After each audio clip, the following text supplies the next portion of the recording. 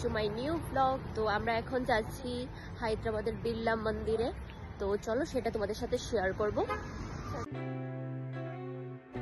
তো আমরা সবাই মিলে যাচ্ছি হেঁটে হেঁটে মন্দিরের দিকে। তো রাস্তার সাইড দিয়ে দেখতে পাচ্ছি যে প্রচুর পরিমাণ দোকান আছে। আর এইখানে একটা জিনিস দেখলাম যে বেশিরভাগ দোকানগুলি হচ্ছে জুয়েলারির দোকান, মানে ওই মুক্তার যে জুয়েলারিগুলি হয় সেগুলির, আর সাউথ ইন্ডিয়ান টাইপের মানে ম্যাক্সিমাম জুয়েলারি। তো ভীষণ সুন্দর সুন্দর, আমি অনেক কিছু এখান থেকে পারচেস করেছি। তো তারপর মা নিয়ে নিল ঠাকুরকে দেওয়ার জন্য ভোগ প্রসাদ। আর এইখানে জানো নারিকেল দেওয়া হয় ভোগে, ফুল নারকেল এইসব।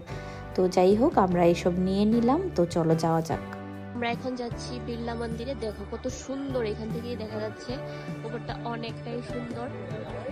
তোমরা ফোনে বুঝতে পারছো কিনা আমি ঠিক জানি না, কিন্তু এখান থেকে খুব ভালো লাগছে দেখে।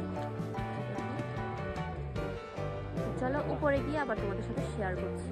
কত সুন্দর মন্দিরটা, কত রকমের গার্ডেন করা আছে সাইড দিয়ে। আর এইখানে দেখো রামলালা।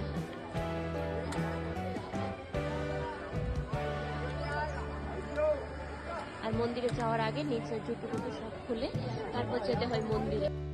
তো এইখানে এসে জানতে পারলাম যে মন্দিরের ভিতরে ফোন নিয়ে যাওয়া অ্যালাউ না, তাই ফোনটা নিচে রেখে যেতে হয়েছে। আর ভিতরে ঠাকুরকে তোমাদেরকে দর্শন করাতেও পারলাম না।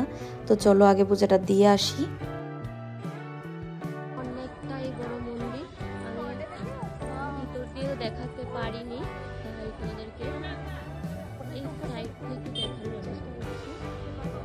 এই দেখো, এটা হচ্ছে মন্দিরটা, আসল মন্দিরটা।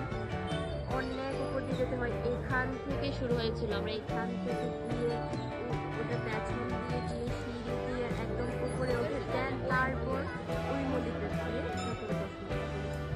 খুব সুন্দর জায়গা। এখানে ঠাকুরগুলি কি ঠাকুর আমি সবসময় তো বুঝতে পারিনি, কিন্তু তোমাদের যদি জানা থাকে কমেন্টে জানাবে। আমি পুজো দিয়ে চলে এসেছি, তোমাদেরকে তো ভিতরে দেখাতে পারলাম না। ভিতরটা বিশ্বাস করো অনেকটাই সুন্দর। এখান থেকে যতটুকু দেখছো আসলে মন্দিরটা এতটুকু না, উপরে অনেক বড় মন্দির। এই জায়গাটা আমি ঠিক দেখাতে পারছি না তোমাদেরকে, উপরে অনেক বড় মন্দির। মন্দির থেকে বেরিয়ে একটা স্টোর আছে, এটার মধ্যে অনেক রকমের জিনিস আছে। আমি অলরেডি একবার গিয়ে দেখে এসেছি।